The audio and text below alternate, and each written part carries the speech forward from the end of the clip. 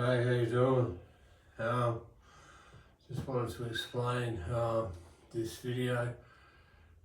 It's Melbourne Part 1, 1991 to 93, 94.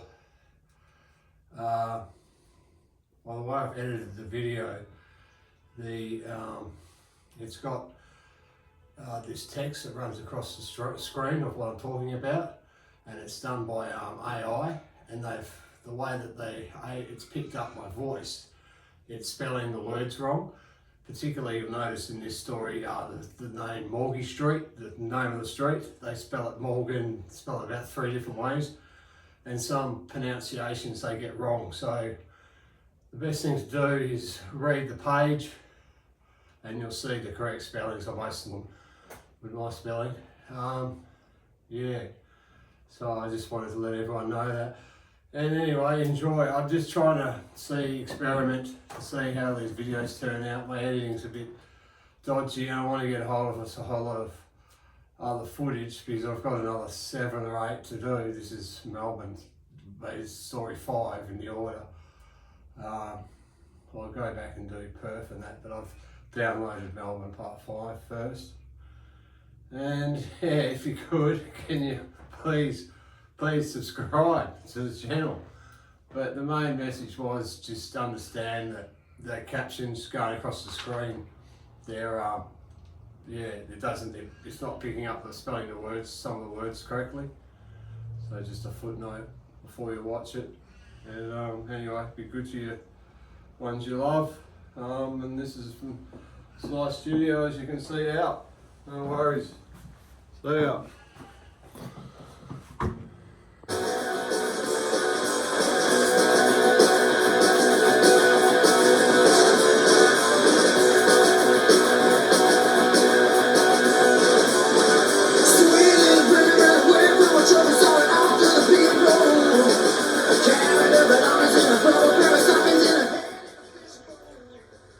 How you going? Yeah, I don't mean to shout. Yeah, Sly here. I've been trying to do this a number of ways. I finally come up with a conclusion. I'll just read it as we go. I mean, no one gives a rat's. It's going to be as popular as nose hair, but you know, who gives?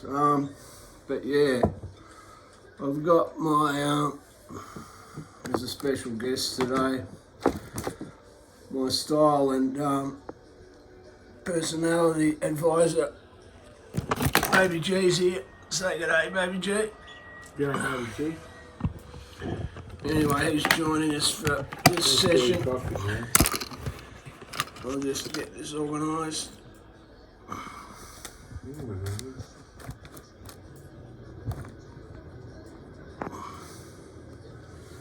Right, so as I said, push it back from the edge, man. No, that's all what he meant. Yeah, that's cool. Yeah, so as I said, I just thought I'd just read it, narrate it as I go and bum on, add a little bit here and there. But yeah, I was going to put tracks over the top. I'm listening to this at the moment, which was a great record of the day. Anyway, I'll start off. Cool. Yeah, so this is, it's not in order, but it's Melbourne Part 1, the first, so this is the second, third, anyway, yep.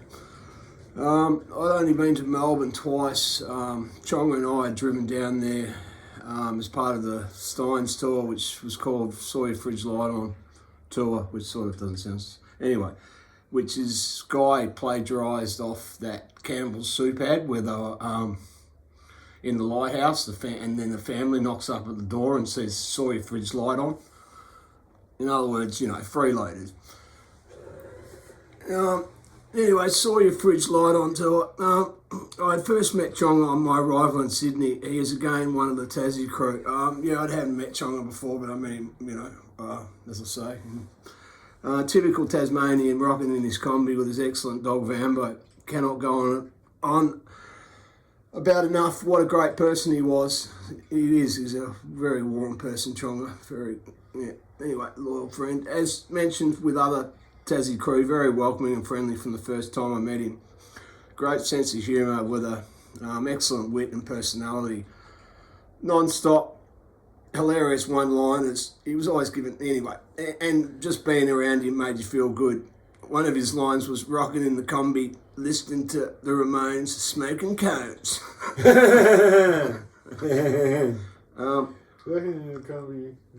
So they're doing the tour on shoestring as usual. So me and Chonga, anyway, Chonga and I were taking some of the Stones equipment on the first leg of their tour to Melbourne.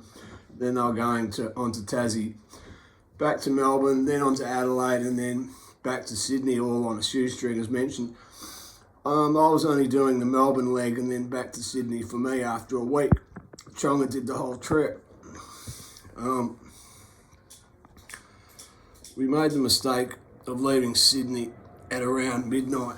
Chonga loaded up on no-dose or pills, or I think he reckons there's something else, not no-dose. It was, anyway, caffeine pills basically. What a horror story that Hugh highway is after midnight.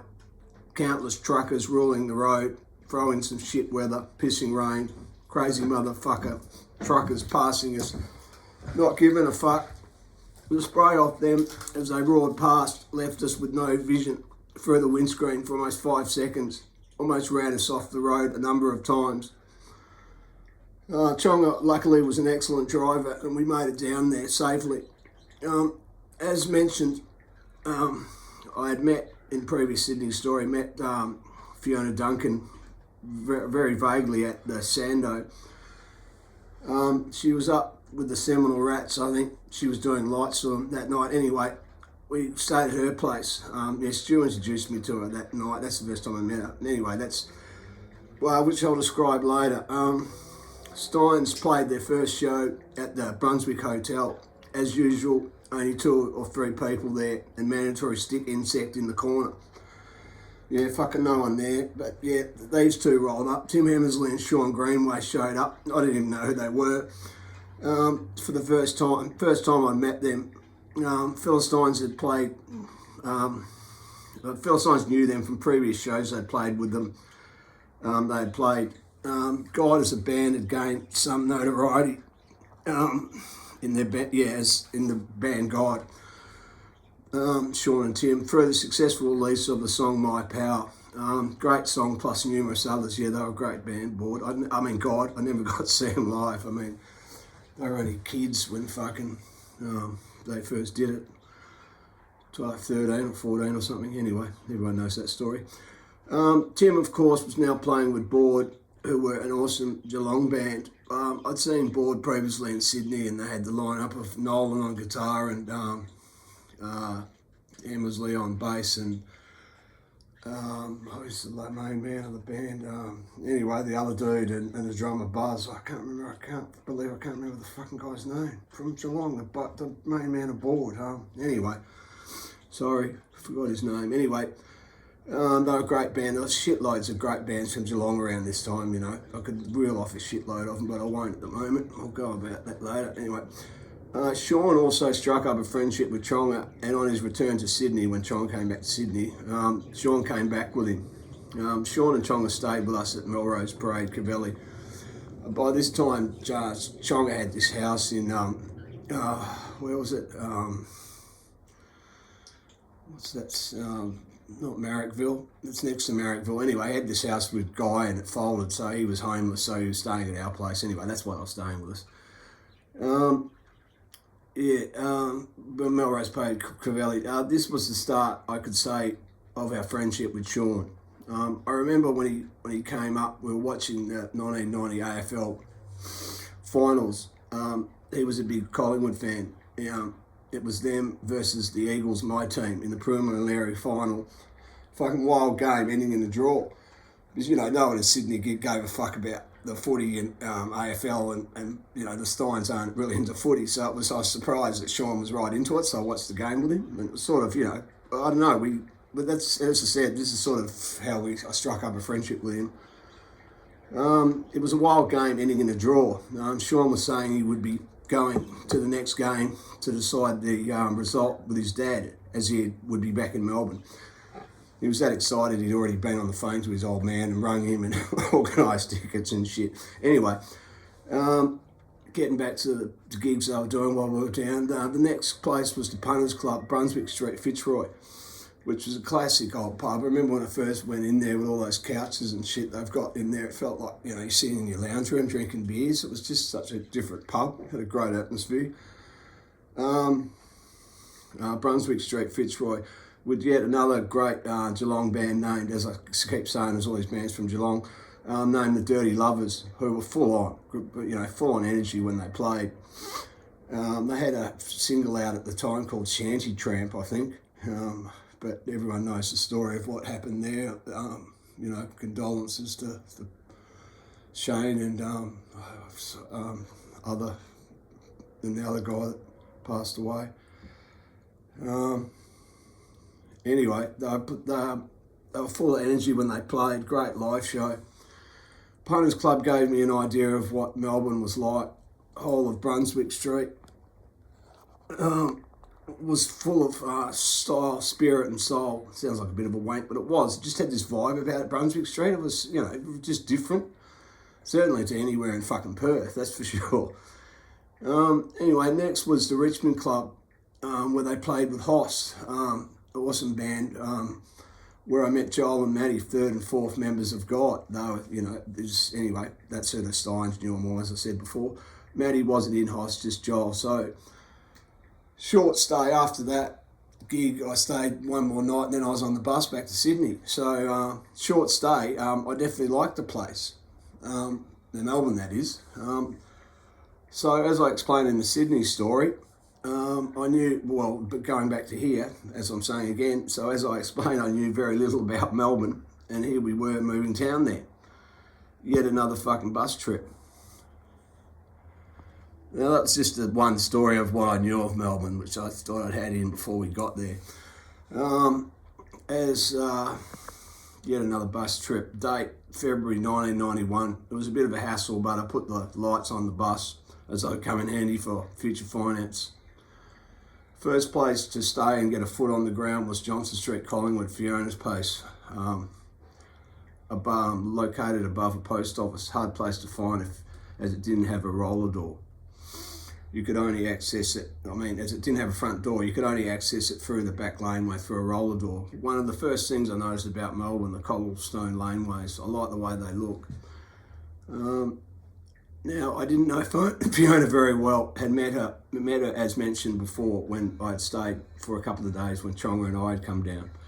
Stu said before I left Sydney to lob on her and she'd be cool as let her stay. I was a bit hesitant about this. I really didn't know her that well, but for what I did, she was always really friendly. It would be cool. She was... Anyway, Stu said to lob on her and it would be cool. She was great, and she was so fucking friendly, made us feel so at ease, greeted me at the back door with a very warm welcome, showed me the place, which was quite large, as when we stayed there before, it only really stayed downstairs, and it's upstairs above this, anyway, it's 3 rooms or something. She was sharing the place with a fellow named Danny, who by chance was an old mate of Ian's. Now, it was a crazy coincidence that Danny had just been up to Sydney because he was going out with this girl called Melissa, who was a good mate. They were both mates of Ian's, and I was living with Ian in Sydney, so he'd come up and stayed with us for 2 weeks. So I'd already met him, but I didn't know he was living with Fiona. So anyway, he was living there as well. I let her know that we would need about a month to find a place and get organised. Her response was, no worries, treat the place as your own.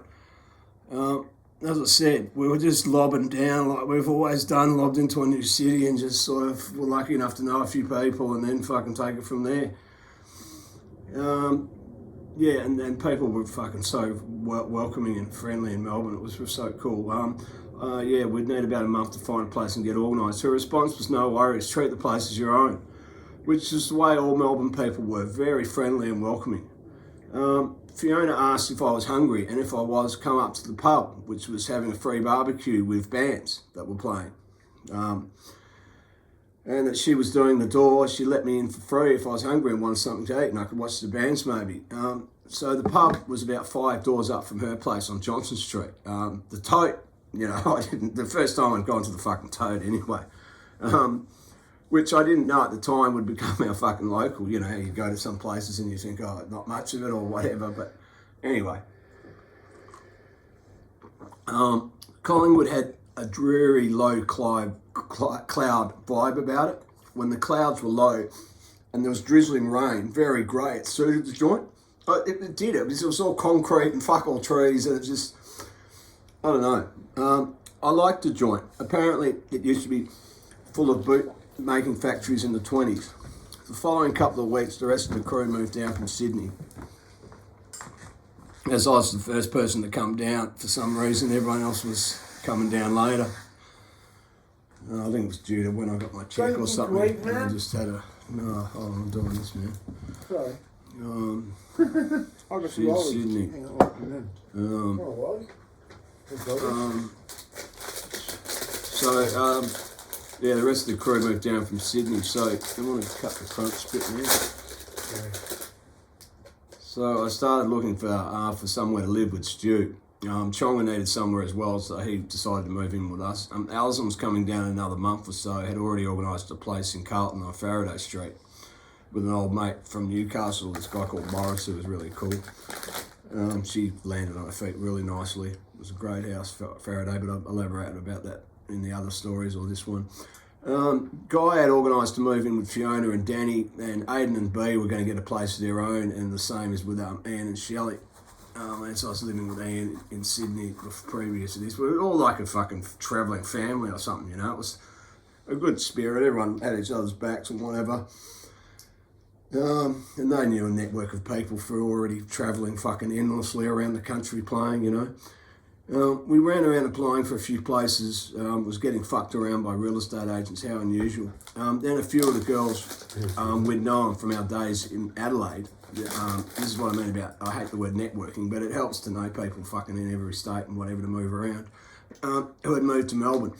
All these girls, Stu went out with Avalon for a while when we were living in Adelaide, yeah, and they'd all moved down, a great bunch of ladies.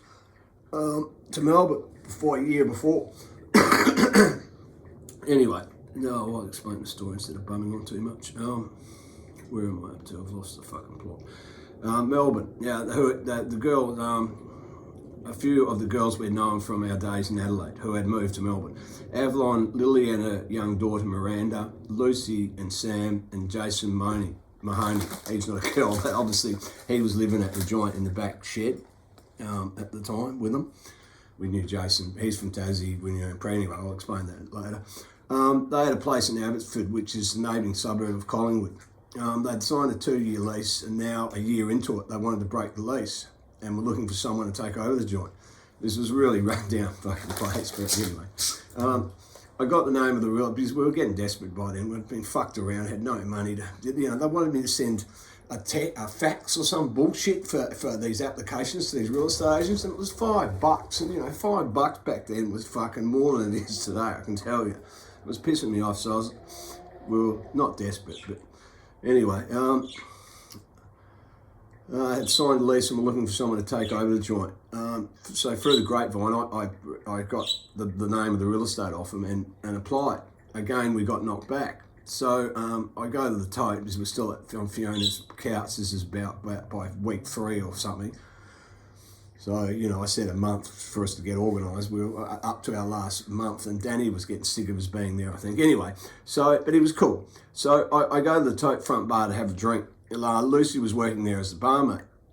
She pours me a drink and asks me how am I going getting the house. And I tell her the real estate agent's knocked us back. And she fucking replies, well, that's bullshit, Sly. And this is where, as I said before, people were so cool and friendly in Melbourne, helped us out. This is where Lucy really helped us out, but she did. She didn't have to. She just anyway, really helped us out and said, really helped us out. And like I said, I keep reiterating myself, how friendly and cool people in Melbourne were at that time, and probably still are. She went on to say that real estate agent is a lying wanker, and that in fact she knew the owners of the place and that they still wanted to rent it. So that I should go to them direct and bypass the agent. She wrote down the phone number, no mobiles, all that bullshit, and informed me to speak to the owner's daughter, who was only fucking 12 years old. As they were, I think they were Greek or something. And speak to her, this 12-year-old, and as her parents didn't speak English, and she did the mediation, and I should have asked her about the place, this 12-year-old. So I get on the phone, I think I did it, was there a phone at the pub back then? Or was it across the road? Anyway, went across the road and did it, and Lucy was spot on. The young girl was going, yeah, no worries, and sort of, spoke perfect English and said, yeah, and I could hear her parents in the background. And a couple of days later, I was meeting the young girl, her and her parents out the front of the house. She did the translation between the parents. And then, it didn't take long, fucking shaking hands. And I went to the post office and got a lease and drew it up just to make it official. And with a handshake, as I said, with a dad, the place was ours. The way these things should be done, with no, on face value, no bullshit middlemen. That's me and my little soapbox. I guess obviously you've got to have fucking real estate agents in some circumstances, but not all. Anyway, carry on, boy. The house itself was pretty run down, that's to say the least. At least it was still, there was a few broken windows, louvers out the back, but anyway, huge cracks in the walls and slanting floors. It was lucky we had shitloads of posters to cover up all the cracks on the walls. We did that straight away. I think we had this huge butthole surface poster from fucking this gig we did, which I'll describe later. Anyway, which I drew up and with a handshake. The house is pretty run down, huge cracks in the walls and slanting floors, and full of possums living in between the walls. The place was just littered with the cunts. The backyard was covered in possum shit, which was quite funny, as months later, Brother Brick had come down. That's the band from Sydney, Stuart Cunningham and Mick, Mikey and Kurt from, anyway, the Horny Toads, so a cool band. They played some great shows that weekend. They came and stayed, and Stuart thought it was rat shit, which we all thought was fucking hilarious, because they would have to have been, pretty big fucking rats the size of the turds. Anyway, the backyard was covered with them. The house was just, people would come and stay, and one girl thought the place was haunted, because possums make that hissing noise, and they're in between the walls. And if you didn't know what it was, this girl thought the place was fucking haunted or something. Anyway, there's endless stories about the fucking possums in that joint. It got to the stage they got so cheeky that you'd be there watching TV, and there was that back kitchen, there was 2 louvers missing. And so, they'd jump through the fucking louvers, through the window, and then get up on the bench and grab a whole, greedy, not one piece, but go for the whole loaf, and try and snaggle out the window with the loaf of bread. You'd have to chase them out. They're supposed to be nocturnal, and meanwhile the TV's blaring and we're just all sitting there in the next piece of the lounge room led onto the kitchen. is this during the daytime? No, this is at night, but you could hear them getting up, they're crawling, anyway, they're everywhere. Would have to been huge rats. The place had 4 huge rooms, great lounge room. Well, it wasn't that great a lounge room, but it was big enough. And there was this little other kitchen out the back. It was weird. There were rooms everywhere. Anyway, and it had a huge shed out the back, which would be ideal for the tomato crop. It was only $160 per week, cheap as chips. Situated right next to Collingwood Footy Club, Victoria Park. The street was called Morgie Street. It was just, there was a street in between our street and the footy oval, I think. Or was there another? Yeah, it was. It was just directly sort of behind us. Situated right next to us, behind sort of thing, to Collingwood, Victoria Park. The street was called Morgie Street. Great location, but a bit isolated at night. We didn't mind, but some of our girlfriends didn't like walking there at night by themselves due to having to walk over through Victoria Street train station underpass and then over this old walk bridge to get there, which is this really creepy hangout, of fucking late at night, the train station there and stuff, and this bridge. The bridge is gone now, I noticed when I went back there last time, but anyway. It was a really isolated area. This is just the freeway, the footy oval and the railway line. So sometimes I used to go and meet Alison sometimes, or something. Stu did the same with Egg sometimes when she'd come over. So she'd have to walk through there alone or something. Anyway, it wasn't that bad. Night by themselves, due to having to walk through to get there. Across the road was the Eastern Freeway, which apparently wiped out the main slums of Collingwood back in the day when it was being constructed. Apparently they wiped out, fucking just shitloads of houses to build the freeway, and that was just directly across the road from us. And all this, so it was a bit of a spin out. I reckon that was some of the worst parts of Collingwood. Would have been close to the footy oval, but so anyway, all those houses went. Just giving you a bit of history of fucking the area. Was being the other end of Morgie Street. The other end of Morgie Street, down the other end was from the railway line was the Yarra River, hidden behind these commercial buildings. It was unbelievable. You'd go down there, you wouldn't even think it'd be there, but you go through these buildings, down through their car park. Well, no, I'm doing it now, Josh. This is what the story is. Anyway, yeah. It was a wild place. Had a great park down there to go and kick the footy with. They've got this reservoir sort of thing as it sort of blocks the river, and there's this huge fucking park around it. You just wouldn't think it was there. Anyway, had a great park down there to go and kick the footy with a carton of beer, and there was a huge stormwater pipe. So we used to like going and kick the footy with a slab for something to do, There was this huge stormwater pipe, which was the starting point for this local crew called the Cave Clan. Apparently they had mapped out the whole of Melbourne's underground sewerage works. This crew, the Cave Clan, there's this huge pipe that went into the fucking Yarra sort of thing, and apparently they had the whole city mapped out where they could go to a pub like the Punters in Fitzroy and appear out of a manhole, grab a slab and go back down and fucking scamper off. And they reckon they found this huge area of the stormwater, back chamber or something, which is just massive. And they ended up lugging lamps and shit in there and a generator and had fucking a gig down there. Just not so huge. Cool. Oh, I don't know. Fuck, with Melbourne's weather, you wouldn't get me down there, man. Fucking. Anyway. They were keen. But they were organised. They had their own fan scene going, I think. And, they'd plastered the place with little flyer bills promoting themselves. Anyway, it was the starting point for this local crew called the Cave Clan and mapped out the whole of Melbourne. I loved the joint. As I was always into VFL footy through watching the winners on ABC as a kid in Western Australia. And here we were living a stone's throw away from Collingwood's home ground. They won the flag the year before for the first time in fucking years. No, once in 1990, and the girls reckon the party went on for weeks. One of the only problems of the area was told to us by a friend of Fiona's, Simon Grounds, who happened to live on Morgie Street as well. Another friendly, greatly, highly intelligent, eccentric person, played in a band named Shower Scene from Psycho, lived at the other end of the street. We met Simon through Fiona. They were having a relationship at the time, so he was real friendly, as I said, a bit eccentric sort of. You could tell a highly intelligent dude. Played in this band, South Simpson. So he lived at the other end of the street on Morgie Street as well, and he had a recording studio set up in his house where he'd actually produced a couple of God's tracks. See, people in Melbourne sort of all know each other, or in some way or another. He actually produced in that place. And Morgie Street, My Power and Life's Hard, two of the singles. My Power sold well.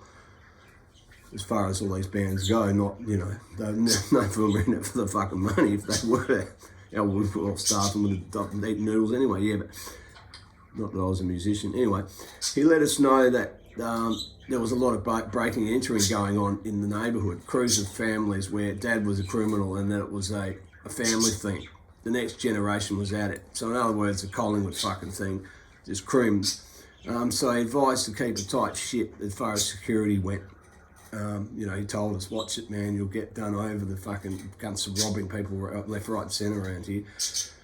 So anyway, after all that synopsis of the house and how we got it, Chonga, Stu and I moved in, along with fellow Tasmanian Jason Marnie. As I said before, he moved out with the girls, decided to move out with them, and then when we got the joint, he decided to move in back with us. So, so as we took the house, TJ Ray moved in a short time later, who became a great and close friend over the years. I love him dearly. He had such a great nature about him when we first met him. He was only younger than us, not Tim, not by much, but about 4 or 5 years. But he was different. And Scott, he'd come over with Scott and Richie in the surf and poo bars, and it ended up that I had a run-in with Scott because he wouldn't pay me rent, and he called Alison a fat bitch, and I ended up having to kick him out, and Tim stayed. So that's how I sort of got to know him. But he's a nice person, Tim. Well, me and Harrison had a lot of run-ins, but we finally patched it up. Anyway, I didn't go into that here. I just wrote from the first time I met him, he had a great nature about him. When he had come over from Tasmania with Scott Harrison and Richie Pope when their band, the Surf and Poo Bars, TJ and I shared quite a few houses together in the oncoming years. I didn't, as I said, he's in a lot of my stories because I lived with him.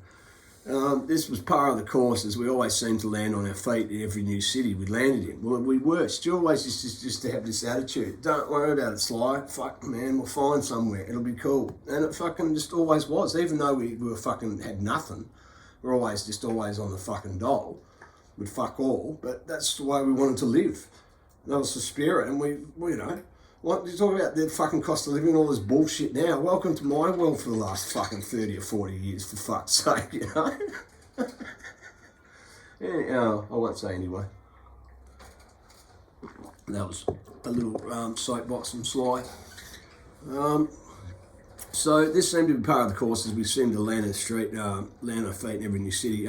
Victoria at the time was in not a good state as far as the pyramid scheme went, and the downing of a credit rating, not much employment around, which was good for us in a way, as being on the dole, the man at the DSS had nothing to hassle you about getting a job because there wasn't any. It was fucking hilarious. You'd go down to Richmond or 47% youth unemployment. Fitzroy Dole office. I remember going down, the Richmond one, and it was back then when it was the boards with the cards on it before the fucking touch screens. And you'd go in there and there'd be 3 fucking jobs on the board, and one of them would be must speak Cantonese and cook Chinese or something for Victoria Street. So yeah, as I said there was nothing to hassle you about getting a job because there wasn't any. And I signed up at the Fitzroy office on Johnson Street, and the fucking chick that interviewed me and signed my contract was this fucking hipped out fucking with dreads and all this other shit, and the only requirement was to go and get my driver's license. None of this bullshit dole diary and fucking work for the dole crap. Anyway, you'll hear about that later in my other stories, but not for now. We won't pull the spotlight, or the magnifying glass on that yet. Anyway, Downing, nothing to hassle you about. Melbourne to me seemed to be like if you put Perth and Adelaide together. Because I lived in Perth and Adelaide and they're smaller, but if you put them both together, it'd be like as big as, but still had Melbourne, that is, still had the flavour of a small town, big city. Whereas living in Sydney, it seemed like a real big city, if you know what I mean. I'm just an Aussie. I haven't been overseas and seen any fucking huge cities or whatever. I'm just talking Oz, as far as things goes. That was my comparison. It's only a small thing, but but the fact that Melbourne people love their Aussie rules from living in Sydney, where they just didn't give a rat's, or Queensland, where my brother was. Anyway, as we do in Western Australia, or I do, me and Stu, love the fucking footy. But, not everyone does. Guy fucking loathed it. Aiden, Chonga used to give us heaps come around, heaps of shit about it. Then a few crew were into it, but most of those guys fucking hated the footy. But living in Victoria, you couldn't get away from it anyway. But yeah, so coming to Western Australia made me feel at home with the place more than I ever did in Sydney. And as I said, don't get me wrong, I still loved fucking Sydney. It was great living there. So we started to, first, say 6 months, so we started to make ourselves at home, see what the place had to offer. As far as going out, it seemed endless with great pubs and cafes and restaurants and shit. And there was a number of pubs within walking distance from us, as none of us had a car or a driver's licence. I didn't get my driver's licence, I was 34. Stu never got his ever. Except Chonga and his trusty combi van, he had his licence. And Ian always drove too, admittedly. Ian always had a licence with his old fucking what was that old station wagon that Holden had? Anyway, his trusty combi van. Didn't really matter, as living where we were living, the tram lines ran close to us and went all over the city. So you had to walk around the corner and jump on a tram, or the train station was at the end of the fucking road, so you could get anywhere. Real easy. I walked around anyway, as I've always done before I got my driver's license, just walking, catch public transport, or back in the day in Perth, hitchhike even. But public transport in Melbourne, in my book, was excellent back then, and it still is this day, I guess. Especially, you know, with the footy ground where we're living, obviously people have got to get there, so there's a train station right there. But pubs that were close were the Bendigo, the Retreat, the Tote, and I can't remember, it used to be the Sutherlands, that show on Channel 9, that used to be the pub they filmed that in. I can't remember the name of it. And there was a few others that escaped my memory, escaped my mind for some reason. But for some reason, yeah, I guess the Tote attracted us the most. From our joint at Morley Street, it was an easy walk over the walk bridge, then through the underpass, Victoria Street train station, then over Hoddle Street, then up Easy Street, and then you were there. And it took fuck all, about 10 minutes for the crew of us walking there. Not even the traveller's worth. The Tote at the time was run by Scott and Craig. There's two brothers they were sort of standoffish when we first met them, but they fucking warmed to us. We all thought Craig was a bit of a hero mountain, because he used to like fucking parking his Harley in the front bar of the pub and shit, but I mean, that was just his trip, the way he worked. So, no, he was really cool towards all of us. He was a really top man. And he wasn't to be fucked with. I mean, as I said, don't get me wrong, he was cool towards all of us, but I saw him deliver a wild roundhouse kick to the head of this dude, this drunken loser. He'd come into the fucking front bar, and the front bar, they're so tiny, and throw on the fucking midi at one of the girls behind the bar, and smashed. And Craig's just picking up glasses. He had glasses and jugs in each hand, and he did in these boots, and he did this Van Damme roundhouse kick to this dude, holding the fucking jugs and glasses, just in a snap, just floored him. I was just sitting there with my drink, just going, fuck. Anyway. He threw your glass in the bar, mate. The guy that he kicked did, yeah. All right. And the guy that owns the joint was picking up glasses and that, and jugs, and had them in each hand. And he just did this Van Damme manoeuvre, you know, that fucking... Why did you do it to him? But the guy just throwing a glass at the staff and smashed it behind the fucking bar and was abusing the staff, and it's his pub. Right. Yeah, floored the dude. Quite an impressive manoeuvre. It happened just after we started drinking there, so I didn't really know him a bit, so I was a bit wary of him after that. But as I said, they came around. Their old man held the licence. He was an ex-Victorian detective. He said fuck all, he'd just come in occasionally and just sit around out the back. Scott and his brother, Scott, that's Craig's brother obviously, he ran the bar, and Craig was more the boss sort of thing. And anyway, it took a while for Scott to come around to us. Well, I think he was off his head on fucking Goey a lot of the time. I don't know, but it took him a while to come around. He was busy straight up, but he was cool, you know.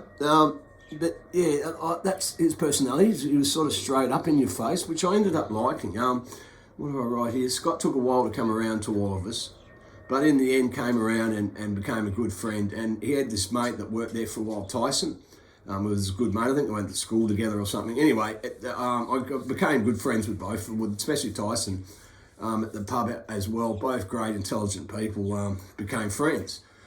You know, there was shitloads of people there, but they sort of ran the joint. And then other other people working at the time, people came and went, employees. Sorry if I've forgotten anyone who worked there, but the main three when we first started working there, Lucy was still working there. And later on, Sarah got a job who had a relationship with TJ for a while. And Tyson, as I said, he worked there part-time. And then Beretta came into the picture, who was a great mate of Craig's. Anyway, they were mainly the bar servers at the time. And then Wally, or everyone used to call him Fat Wally. I'm not being horrible. That's just what that was just his nickname. At the time, he booked the bands and looked after the jukebox, and I'm not sure if he stacked it, if it was him doing it, but he had a great range of albums and that, you know, of just shit that was just constantly being played. I remember the first time in 1991 when I went in there, that Nirvana fucking album was just getting thrashed continuously, Reese. one of the barflies there, who I mentioned later, great dude. Anyway, just to play it. I'm bumming on now. Anyway, Wally stacked the jukebox with large, cool album selections. I really don't like what Scott Harrison did to Wally in his car. It was very unfortunate we had to be associated with what happened because we knew Scott. No, I'm not being horrible towards Scott, but he shouldn't have done what he fucking did. I mean, we're all related to him, and I mean, Scott wouldn't like people doing that to him. And I mean, maybe Scott's going to be angry at me for even bringing this up, but he shouldn't have done it. It was out of line because at the time it sort of pegged the Philistines and that as being, bricking someone's car and fucking... Anyway, I won't carry on about it. But I'm sorry for bringing it up, Scott, if you're fucking reading this or hearing it. But anyway, I didn't appreciate it. But anyway, I brought it up now, so fuck it. As what did I say? As we're to be associated with what happened because we all knew Scott.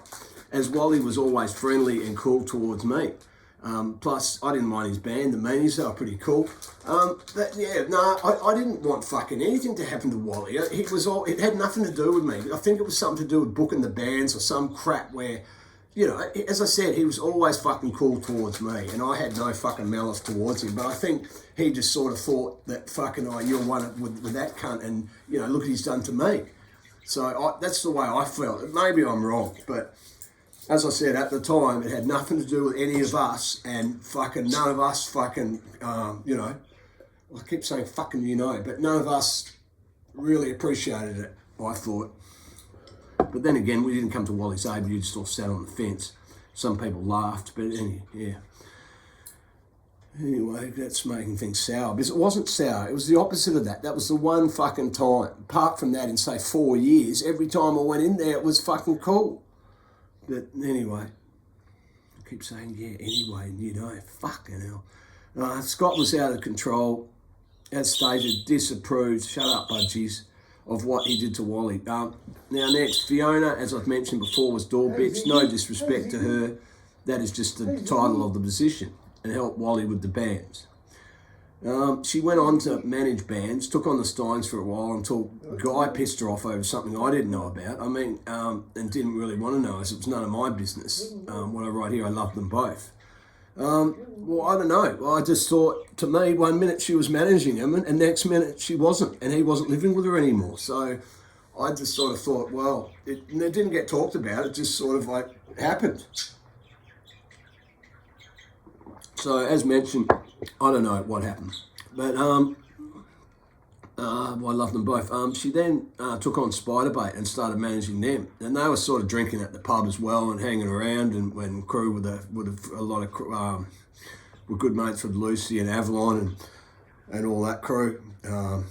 Janet and Cram, Cram is it? Yeah. Anyway, they were good mates with that crew. Anyway, whatever. So she started managing them. What do I put here? I love them both, going to see them. Now, Fiona had organised a show for them through Wally at the Tote. It was Tuesday Arvo gig. They'd mirrored on the Surrey Hills Hotel in Sydney. We used to go to the gigs in Sydney when we lived there because it was free. They used to be called Rock Against Work on Tuesday or Wednesday afternoon. And usually good bands for free. And the Tote would throw in a barbecue. So they called the shows, what was it? Yeah, Rock Against Work.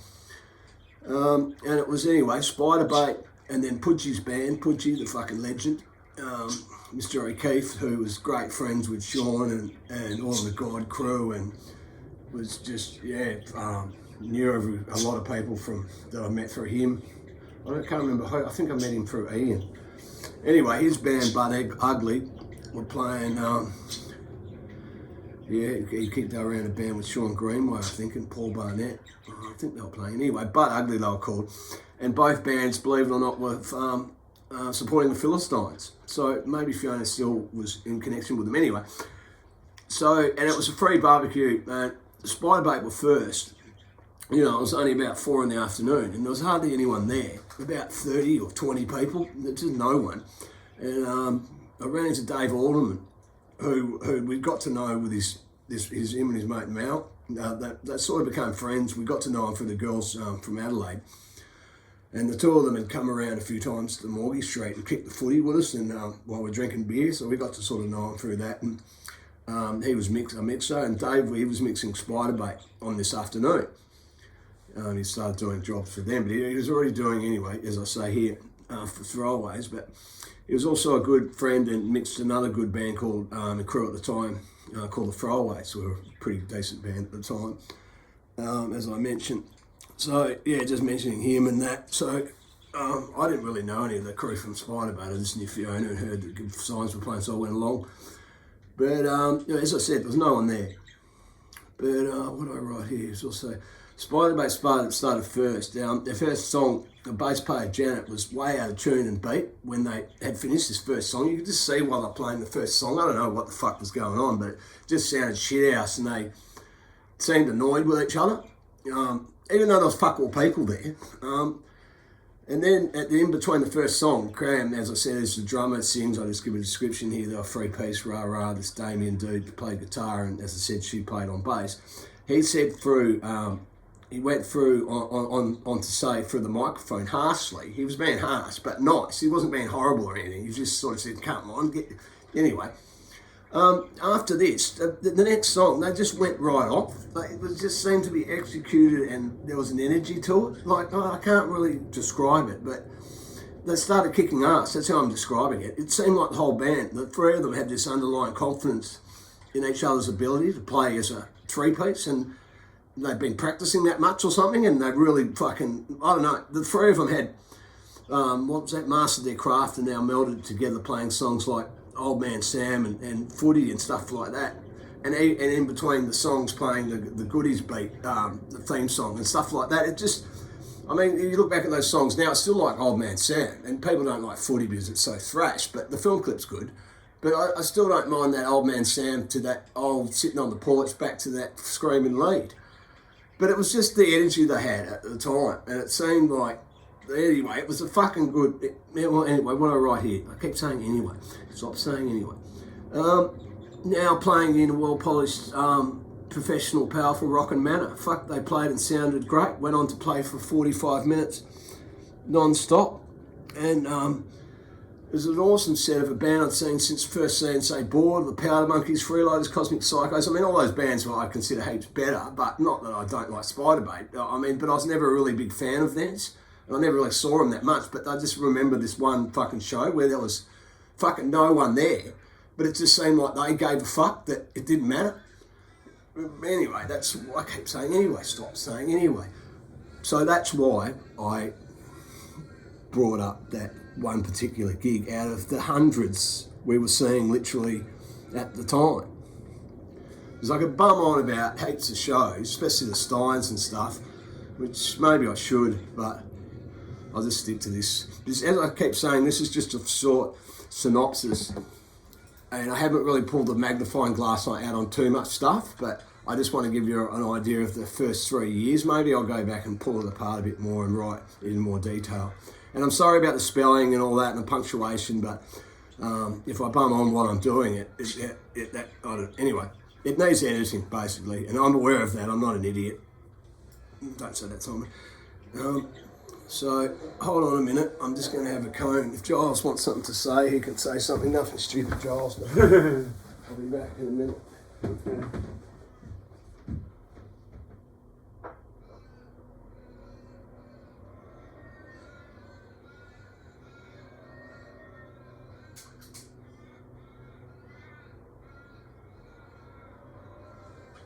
These were the psychos, man. The psychos. Don't meet women online. That's my advice. Yeah, well, That's another story. probably, yeah.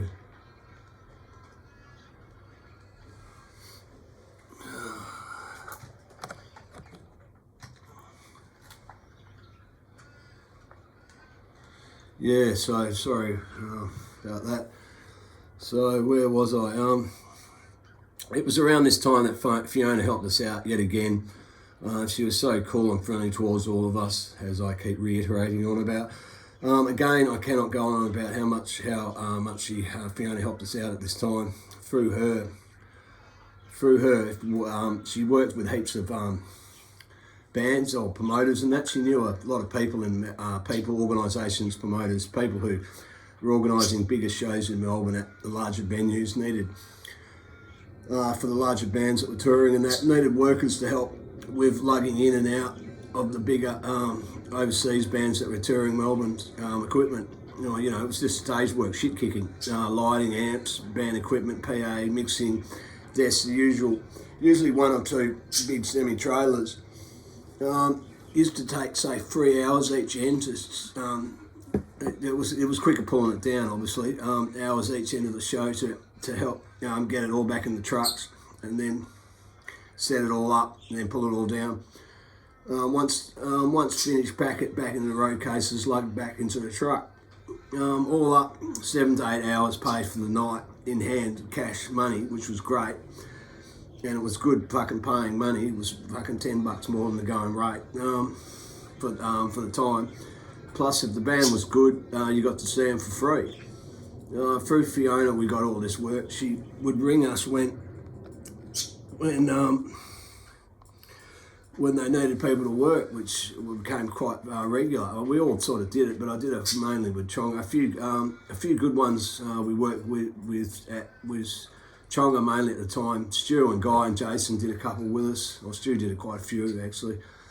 Was the Butthole Surfers supported by the Cosmic Psychos at the Old Greek Theatre in Richmond. And footnote, I read this in Beat or On the Street at the time. Bill Walsh, the drummer out of the Cosmic Psychos, was not happy with the management of the Butthole Surfers, who had ordered the mixer at the desk to put the compressors on them when they played, making sure they didn't try and blow away the Butthole Surfers off stage, playing first. He was so pissed off about it, he had written a letter to the local street newspaper, The Beat, a very long-winded and well-written, well-worded letter complaining about his disgust at the acts, which I'd read, as I said, after the show. I don't know why I put that in, I just sort of remembered him. And we got to sort of know him sort of through, he was going out with this friend of Greta's, Quack. He was going out with this friend of hers. Anyway, he's a nice bloke. Ended up starting the Cherry Bar, as I bum on about later.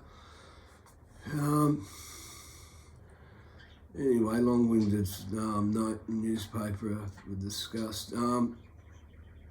After the show, L7, Cosmic Psycho supported them as well. It was good. Another good one was the Prince of Wales. I think it was a B Suburban. That was one that wasn't that good, but paid really well. Out of all the ones we did for Fiona, this American dude paid us straight away in cash after the show. I was impressed. Was this band called The Pursuit of Happiness. I think they had this song that I used to thought said, I'm on the dole now, but what was it? I'm on the something now. Anyway, they had a hit at the time, but they paid really well. I just remember this American dude paying us. Jeez, I'm bumming on. They played quite well. But it was just that it was at the Palace. The place had this really steep ramp out the back of the place, which made it hard to lug the road cases back and forth out of the truck, especially on the way in. You're uphill all the way. Apart from that, it paid. The way it paid, it really didn't matter. It wasn't that bad. And working with Chonga was hilarious, the way he'd carry on. At the Old Greek Theatre show, me and him had been fucked right around by these Hero Mountain, as Chonga would call them, Hero Mountain fucking roadies, think they're bigger than the band. Treating us like clowns. Had us running around with this fucking multi-cable out of all things. It's this massive fucking cable, weighs fucking shitloads. And this one, here's what I wrote here, Chonga and I had just managed to lug it. This one clown got us to lug it across the room into this other room. And we just got it in there. And when we got in there, this other dude comes in and is just screaming at us and laughing his head off. What the fuck is it there for? Get it out. Shaking his head. No, hold on, Giles. I'm just doing this, mate. Okay. Chong and I managed to lug it around. We'd moved it one by one. Now I'm going to get fucked around and won't be able to finish it. Hello. Hey, how you doing? Sorry about the interruptions, but I'll break it into 2 bits anyway. Melbourne part 1, that is. I'll just end it off where I left off with the last video. I've moved down to the studio. There'll be less interruptions, no noise. Yeah, I was just listening to this track.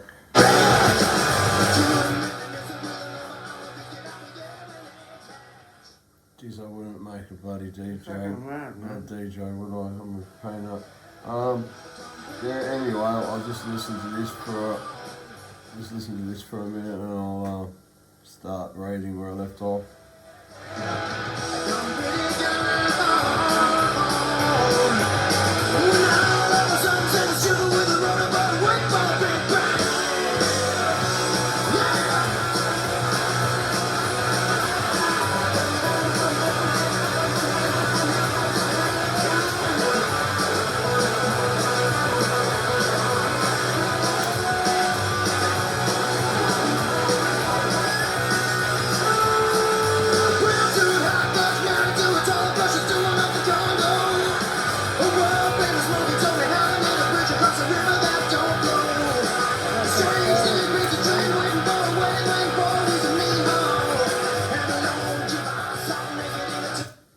Yeah, so I'll start reading it. Yeah, so we're at this gig at the Old Greek Theatre for Butthole Surfers, and yeah, Chonga made this comment to this dude about how too many chiefs, not enough fucking Indians, and the whole manager of the whole setup heard him say it, and he looked across at us and laughed and made this comment about, hey, it's Saturday, about some flat-shoed bloody lesbians he just had to deal with or some bullshit, and then he looked at us and said, okay boys, lunch, and got someone to go and get 20 hamburgers and 20 kebabs from the... Who did that? From the joint, the manager of this, of the Butthole Service, I guess. He must have been the road manager.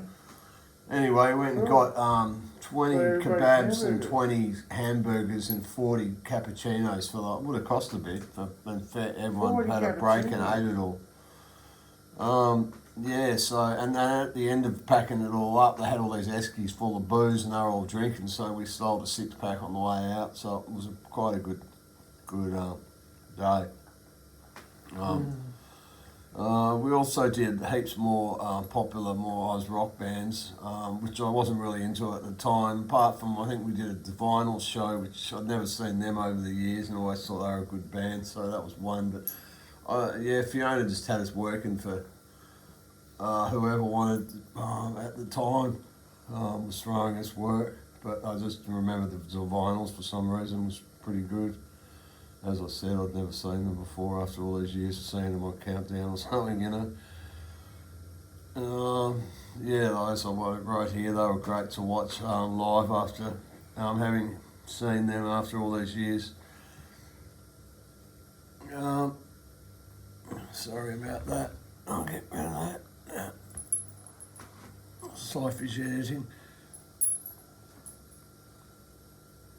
And for some reason this other computer's not playing kosher with me. So what is two tonight? What's this thing doing?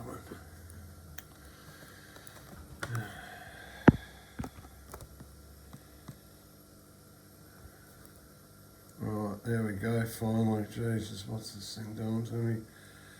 Yeah, so we did that, the Vinyl shows.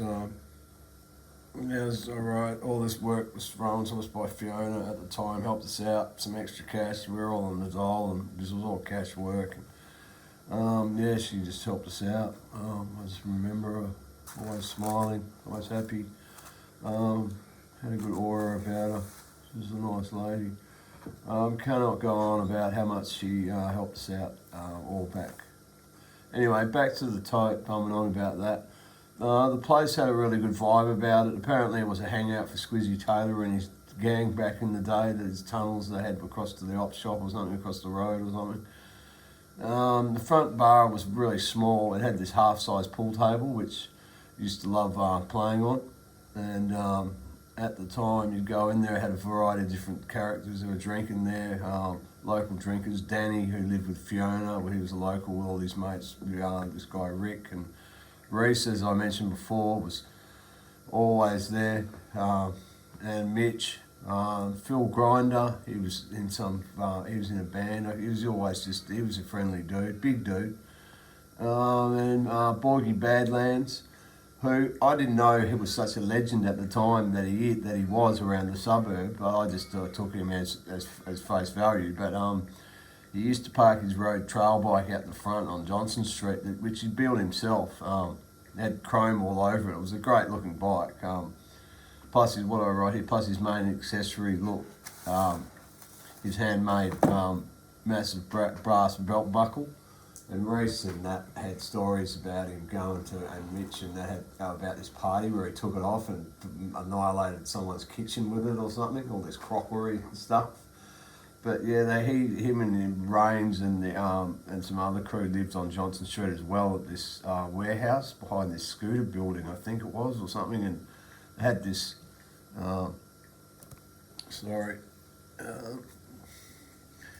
had this. Oh, don't do that. A warehouse out the back where they all live. I think they used to call it the House of Pain. But Borgie had his own skateboarding outfit called Badlands, or the trucks that he designed. And as I said, I didn't realise he was such a legend that he was at the time. Danny sort of let me know that he was that's Borgie Badlands, and I just sort of didn't realise, what a legend he was at the time. Anyway, what I write here went backwards there.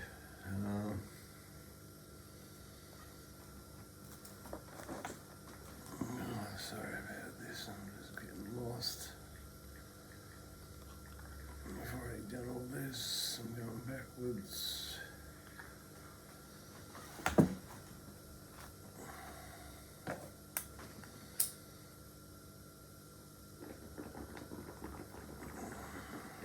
Right, so yeah, had a chrome bike, which he built himself. He was really good with his hands, Borgie.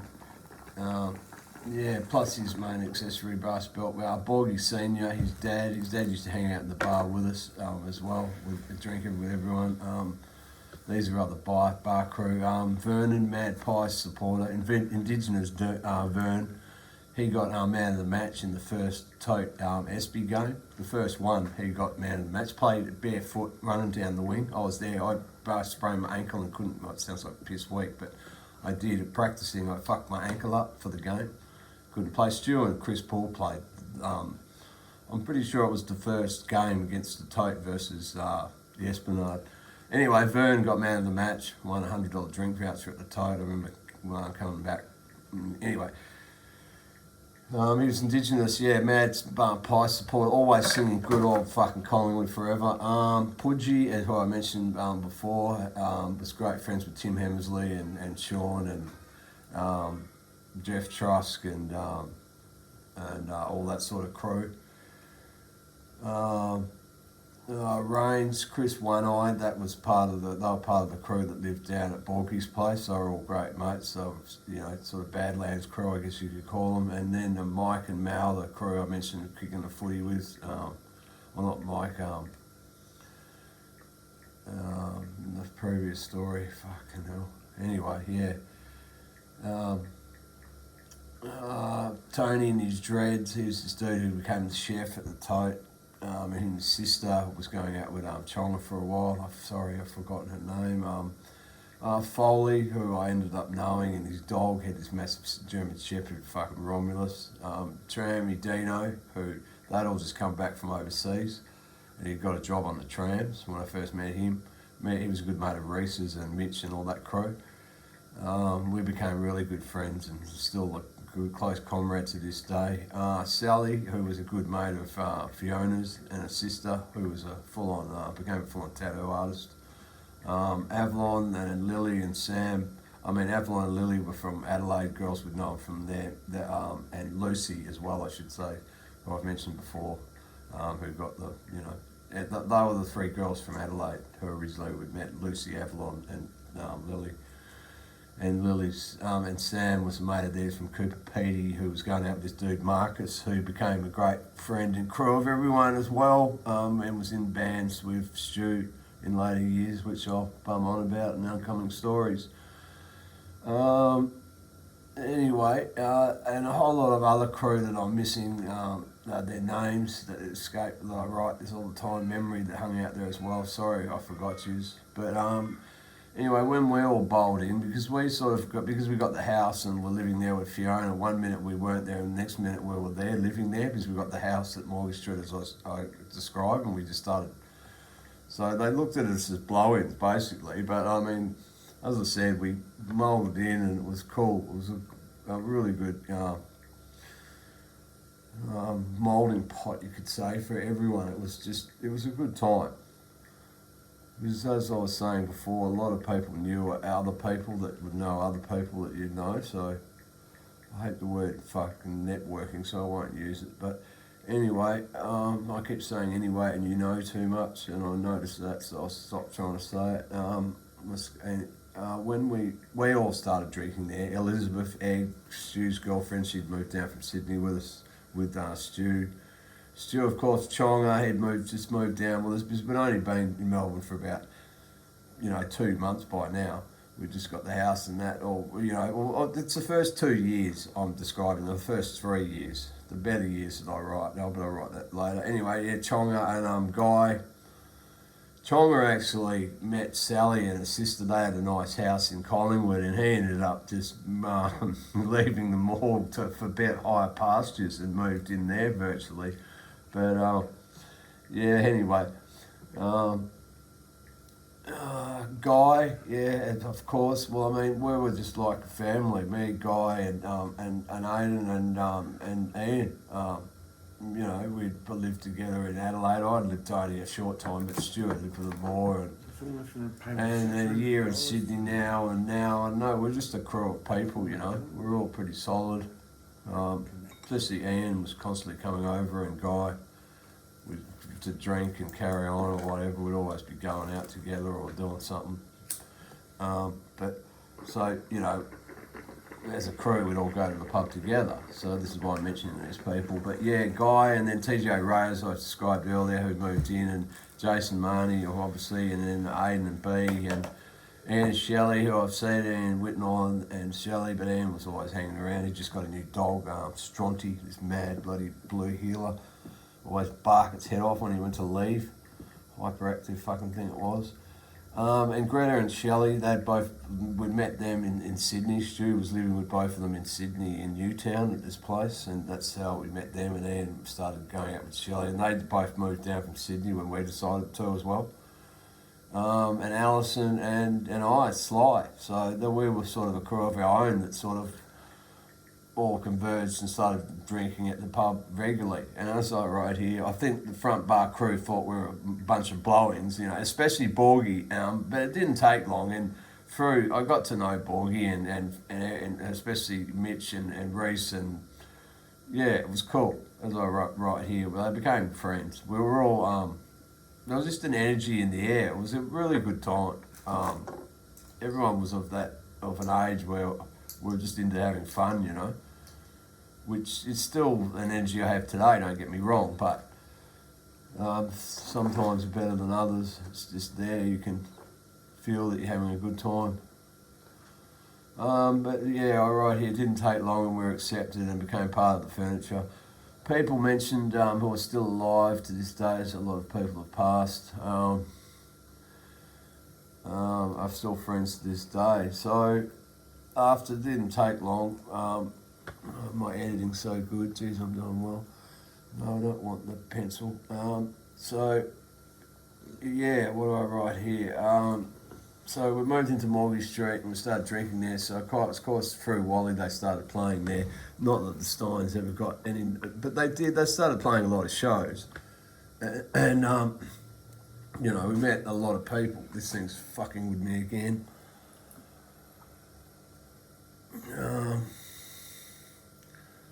Yeah, so as I write here, as the place had bands playing 7 days a week, didn't take long before the Philistines started playing there.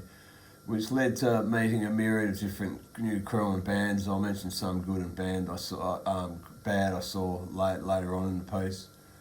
So yeah, so over the next, say, 2-3 years, we lived at Morgie Street the next 2.5 years or more at this shithole in Morgie Street, and we'd just go to the tote. But it took us the first year or 6 months till we sort of came into some cash, buy the tomatoes in the shed, the first crop we pulled, and then we were in the money. You know, by the second or third one, we'd been in Collingwood by a year and then a year and a half, and each crop got bigger and we had more money. So it became, we'd drink there more, you know. We'd have more leverage with the cash to go to the pub. Because on the dole, you can't really afford to drink at the pub, but when you've got other activities bringing in cash. So by about the first year by the second crop we were cruising. We had shitloads of cash and we were in there all the time drinking, and fucking they were playing there constantly, and there was pubs. They were playing all over all those pubs through Collingwood and Richmond, and then heading back towards Fitzroy and Carlton, and then heading back the other way to Richmond. So yeah, I said the good and the bad. So what do I write here? I'll mention some of that and later on the piece. As mentioned, it was really easy to get around. I used to walk straight up Johnson Street from the morgue, which we ended up calling the Morgie Street House, as after the first year or winter of living there, it was so fucking cold. It was easy, which we ended up calling the morgue, as the place was so fucking cold in winter, along with the name of the street. You know, the Morgie Street, so we ended up calling it the morgue, and was also referred to as the pit. Jason Mahoney did this comic strip that he drew up of us going to the pub in his combi van. Sorry about that shit on the screen there. Getting recorded, that's beyond my control in computer world. Yeah, so the name and also the name of the street was also referred to the pit. To where, when I walked from there up to where Alison lived in Faraday Street, it amazed me when I first started doing it. You could walk through 3 suburbs, Collingwood, Fitzroy, Carlton, in about half an hour, which sort of blew me out because I thought they'd be bigger, but you just virtually walk up from Morgie Street up to Johnson Street, and you walk from there straight up, and it takes you straight up through the 3 of them up to, it used to take me about half an hour to walk up and see her at her joint.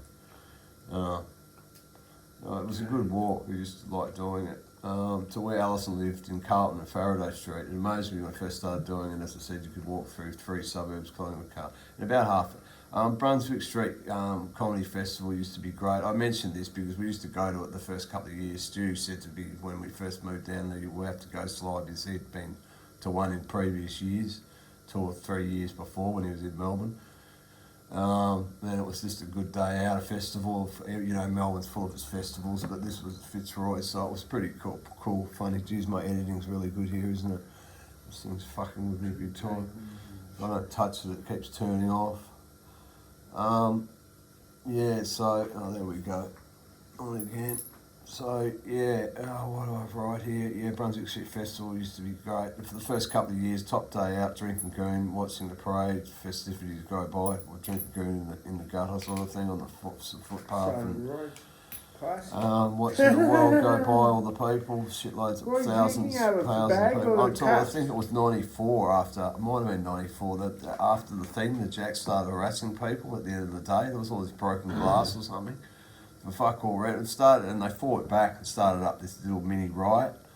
And after that, the cost of public insurance for the event, sadly, it was canned. I think the actual float was, I'm not sure, it might have come back, but it was canned for a while. All 3 suburbs that I'm talking about, Collingwood, Fitzroy and Carlton, had a myriad of great pubs, as mentioned, the Tote, the Club, Robbie Burns, the Rose, the Retreat, the Napier, the Grace Darling, the Union Club, the Workers Club, the Provincial, the Evelyn, the Punters Clubs, the Squizzy Taylor. That changed, but it was a pub, and a whole lot more that I'm not mentioning, that I'm missing out on. But they're just those pubs. There was a lot more, as I say here, in the other direction was Richmond, which was sort of heading south, you know, from where we were, but it was sort of, you know, the neighbouring suburb. You could walk through all three, so I'll explain here. In the other direction, Victoria Street, great place to get a cheap feed. It was the first, because Richmond's got 3 main drags in it, and Victoria Street was the closest to Abbotsford, to walk-wise. Fuck, I keep doing this. Fuck it. Fucking thing. Yeah, so that was the first. If you were walking to put your dog form in, would be Victoria Street. And it was, as I say here, they used to have this restaurant, Thai.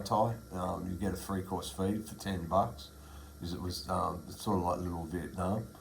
And in later years, when I fell into the sweet sister and her spoon, it was a notorious place to go and score heroin.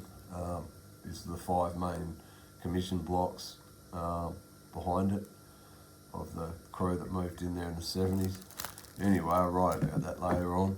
But this is just a general synopsis of Richmond at the time, what I write here. Great place, as I mentioned, Thai, 3-course feed for $10. We'd go there as a crew. Then on to Bridge Road to put the dole form in. I didn't really go to Bridge Road apart from that, but that had good kebab shops but great pubs in Richmond. The Royal had strippers, not that I went that much, but always had the sign out the front. The Cricketer's Arms. The new boundary, Ron Barassi at the time owned the Mountain View, which is halfway up Bridge Road. I didn't really drink there much, but it wasn't. Then it wasn't really a pub, but it had good gigs there. There was the Old Greek Theatre, same on Bridge Road. The Terminus, the Corner, the Central Club, the Richmond Club, the Great Britain and the National.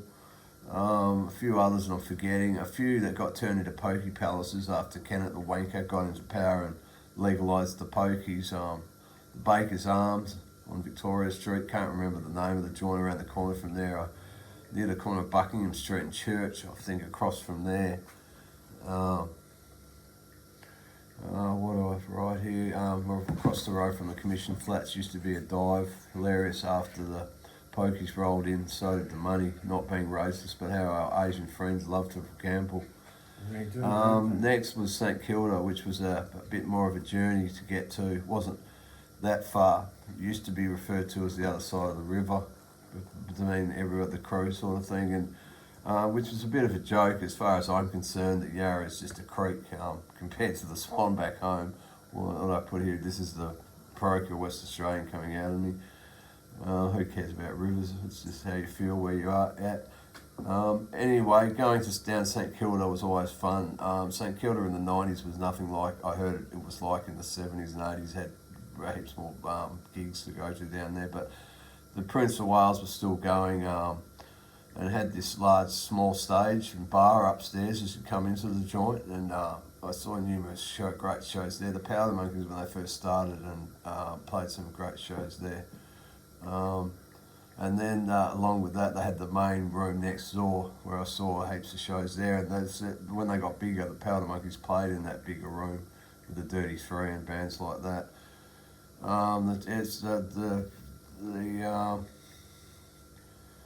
The Prince of Wales got renovated some years later and changed. Anyway, and of course around the corner was the Esplanade, or Espy as it was known, public bar complete with Fred Negro and the rest of the St Kilda legends. You know, he'd write his comic strip every week and stuff, and it was a bit of a local ledge with his fucking hat on. His question mark hat on. Yeah, and the other crew that used to hang in the bottom bar there. Top bar. Again, saw some great shows there and times. And then plus they had the Gershon room, or as we used to call it, the Gherkin room out the back, was for good shows in there. And plus there was always the St Kilda Festival. As I said, Melbourne was full of festivals. St Kilda was one of the biggest ones. Huge, fucking hundreds of thousands of people.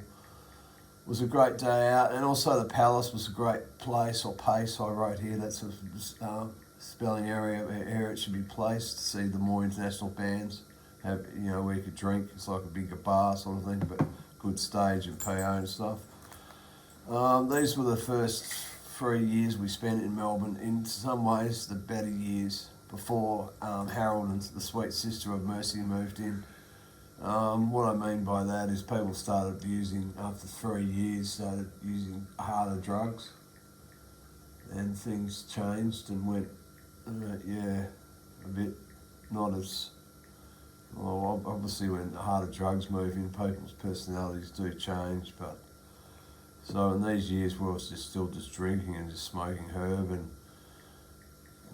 not being stupid and bringing other, totally dependent, I keep saying, but bringing drugs of dependence in.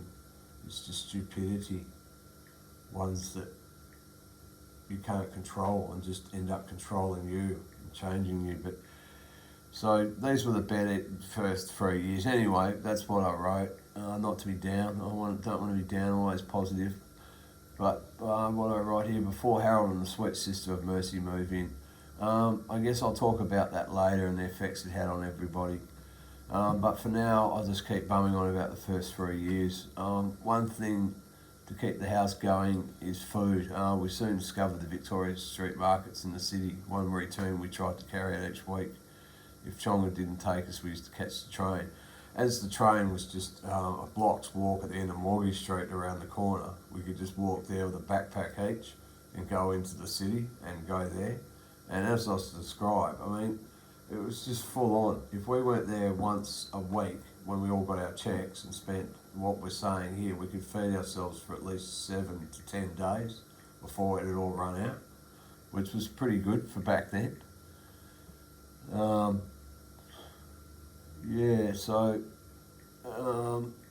One thing to keep the house going was soon at the Victoria Street markets in the city. One routine we tried to carry out each week. If Chonga didn't take us, he'd take us sometimes in his combi van, but sometimes he was off with his snooks doing other shit, not living with us. But we used to catch the train. The underground station is just near Victoria Street on the city loop.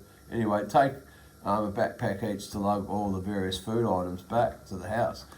Best day and time to get there was Tuesday afternoon around 1, as the market closed at 2:30 and was closed on a Wednesday. So it's one day of the week it's closed. So it meant on a Tuesday at that time they have to be closed, so that they want to get rid of their shit that they've got. There's this huge hall there, this huge shed of butchers. There's about 15 or 20 of them flogging their shit. So they'd be throwing out all these hell deals if you got there at around 1.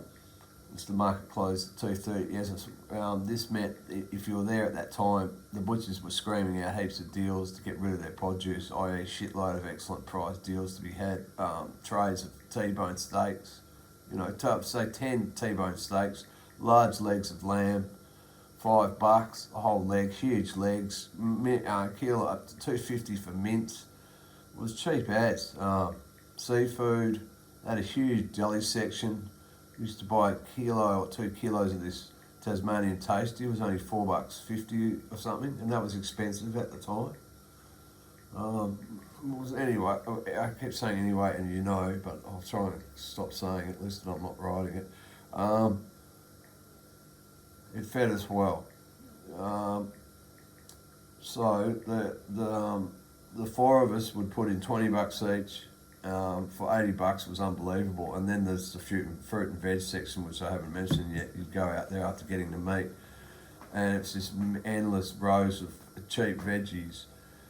It get to the stage where you'd just be buying shit left, right, and centre, and all three of us would be full on backpacks and then bags in our hands. And even after that, we'd still have money left to buy more vegetables if we wanted. Say 2 or 3 of us, packs of the hilt. For $80, it was really good, hot top value. Fed us. So 3 of us would have that much shit. We'd get to the stage you'd stop by. You'd still have say $5 left, because you couldn't be fucked lugging it back on the train. So that kept us busy doing that. But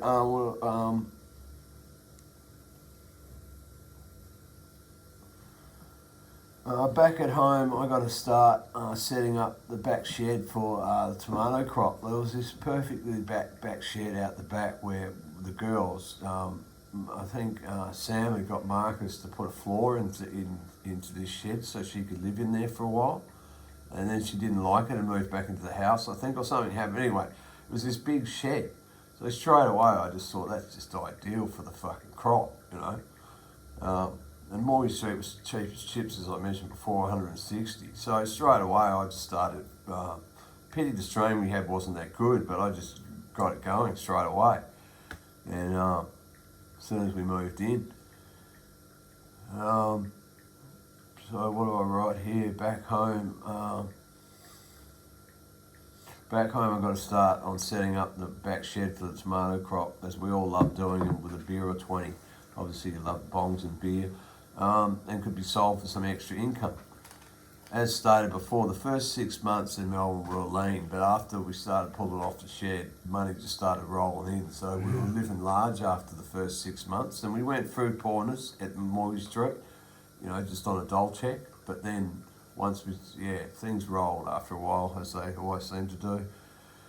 Not that it was huge, but it was just enough to make life comfortable. As we all love doing them with a beer and 20 and can be sold for some extra income. As there was a number of great op shops in the area, one of Stu's favourite activities was going op shopping, always with a traveller or two in his hand. He'd always have a couple of beers in his sack or something that he'd be drinking in his hand, which I didn't dearly love Stu. He loved his travellers, but he was the op shopper before op shopping became trendy. He did it before. I hate to say this, it's like a song or a band where you think that you did it first or something, but he was truly one of those people who did sort of always did it, always going fucking op shopping for something to do. You know, on the dole having fuck all money to spend, but just having a look around with a drink. He used to love going walking and drinking. One of Stu's favourite activities, going op shopping, always with traveller or two in his hand. So I'd gone with him on this day, and we went to the one in Collingwood, I think it was.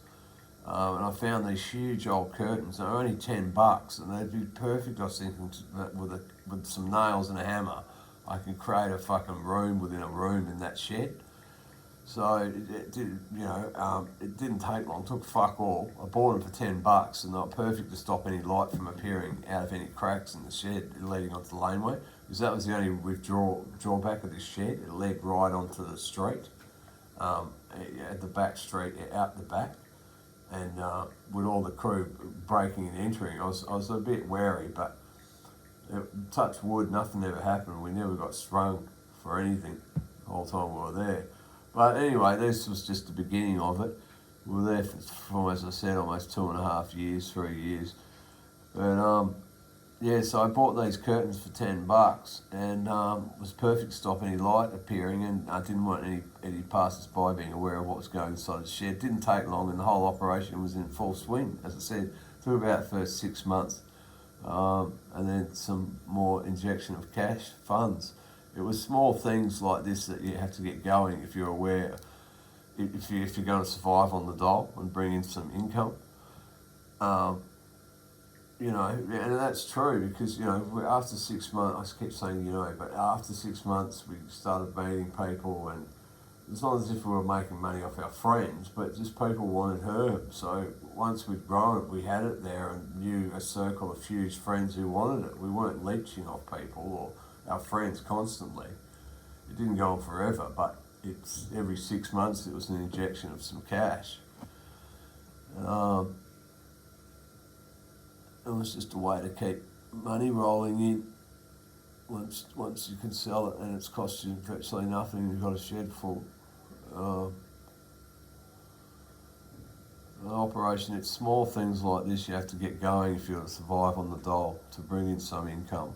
Months later, we were cleaning up the first crop in the lounge room. Simon, from down the road, was popping in to use the extra dunny out the back. He used to use the dunny out the back for some reason. His was fucking blocked or something. And we had a spare one out the back. He'd come around the side of the house and use it, and then come in the house sometimes, say hello. He used to use it as the toilet out the back was out of order. He saw we were cleaning up all these plants in the lounge room, and he saw what we were doing. He came in and just, I'll read it. Used the toilet out the place and saw what we were doing. Gave us this huge congratulations on our marvellous cottage industry operations. And as I say, it doesn't sound that funny, but just the way he said it and looked at us in this eccentric way, it was just went, oh, all right, great, boys, you're doing well, sort of thing.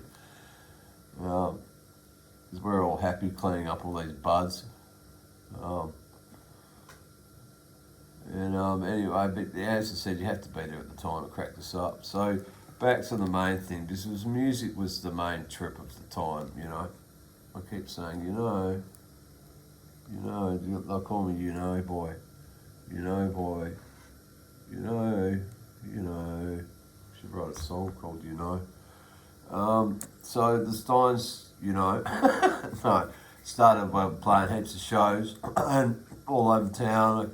I should have got Stu, had this notebook he wrote down every show they played, which I wanted to get off him. He's departed soul now, but apparently that's been lost. But they were playing numerous shows and all over town for the first, as I say, this is the first couple of years, numerous shows but all over Richmond and the two other suburbs I mentioned, and also in Brunswick and Got any glasses? and other places like that. Right now. Yeah.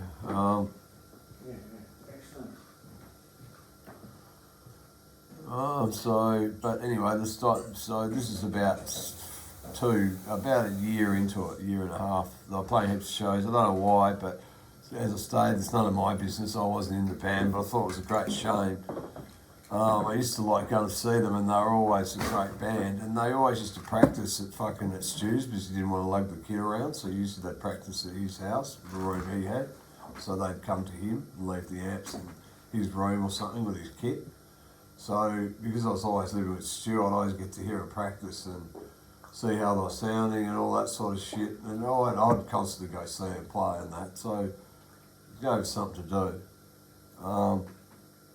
I thought they were doing well, but internal arguments or whatever, they decided to disband it. But at the same time, they didn't really. Guy got this outfit together with Aiden called the Boot Hill Gigolos or something. They were doing Parsons covers their style as a two-piece for a while also. But in the meantime, it was a great shame, as I used to love going to see them and thought they were a great band. I guess life goes on. They decided to disband them for a while.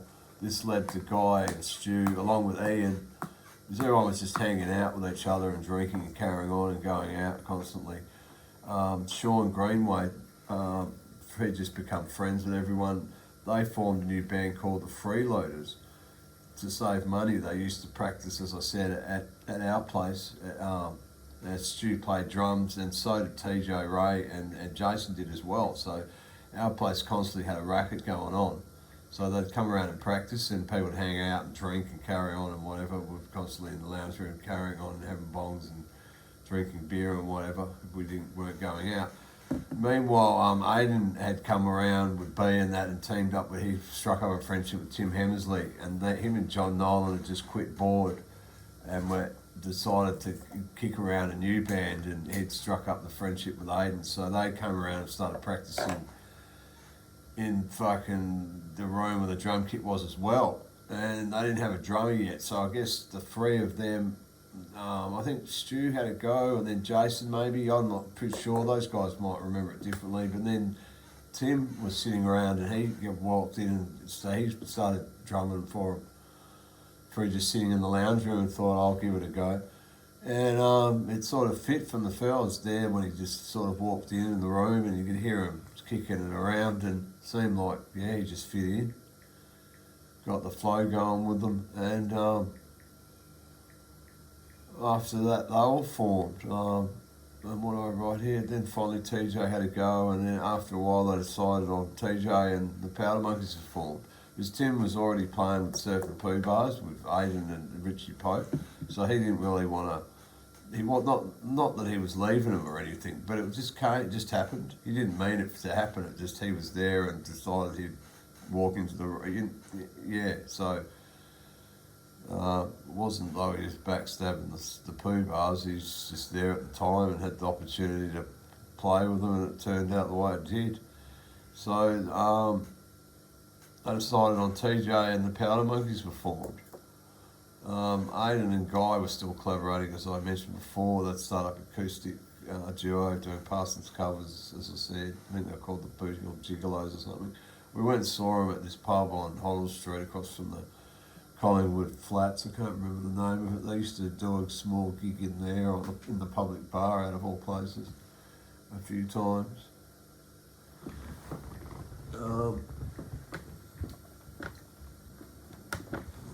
Yeah. So I'll just carry on and wrap this up because I'm bumping on too much as usual. So yeah, the Powder Monkeys were formed. I can't remember why we were. As I said, there was a big sort of drinking house. We were just sitting around drinking, and the Powder Monkeys decided to set up in the backyard and play for us while we were drinking a couple of songs, which was interesting one day. Just as there was a crew there all drinking, they just did it, and it was their unofficial first show. As stated by forward, this is the way I can remember it. Some people may remember it differently. Pretty sure I'm correct.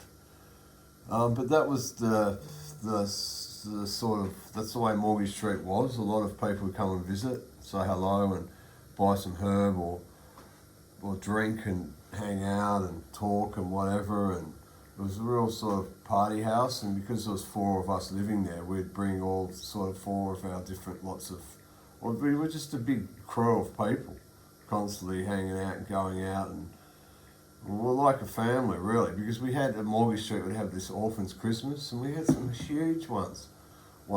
This one year we fed everyone. I remember Pudge rolled up with nothing.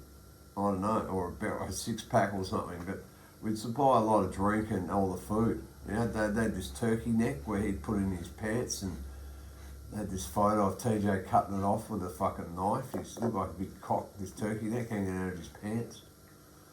We had it in the backyard, so it was a really good spirit at this house, and the location, and just the times. Well, that's what I'm writing about. I'm starting to bum on. I'll have to wrap this up.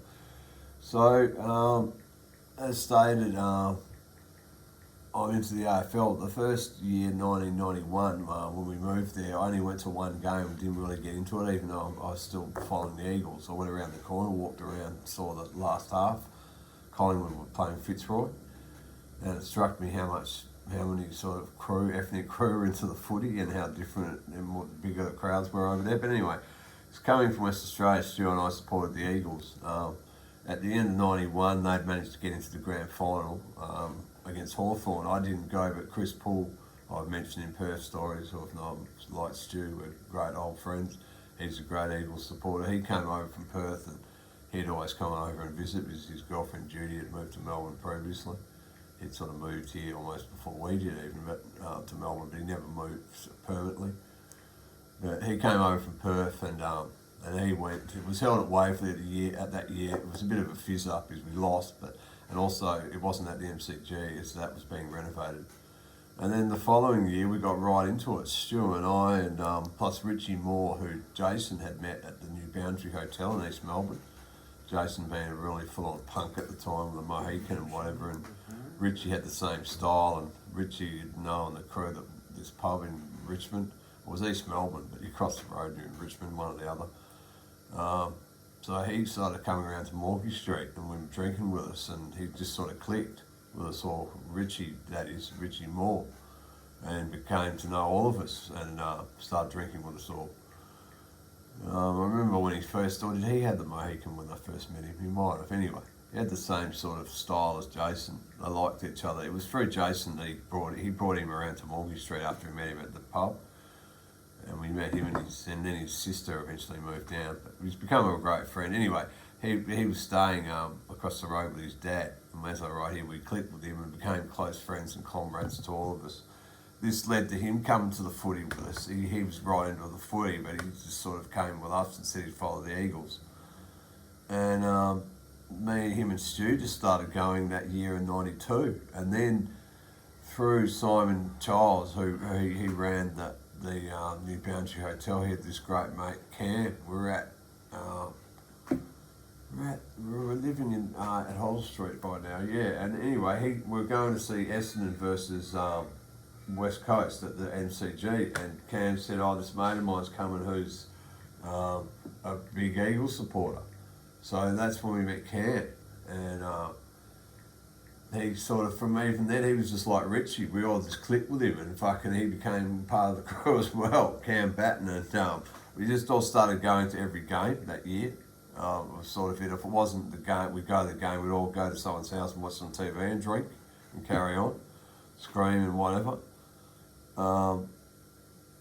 So, yeah, clicked with him. This led him to come into the footy. That's Richie and Cam, and apart from that, the crew who went to the footy, and then a few other people joined us over the next couple of years, or not the next couple of years, the next year, well, this year. Cam, we met through Simon Childs. Simon and his parents ran the New Boundary Hotel.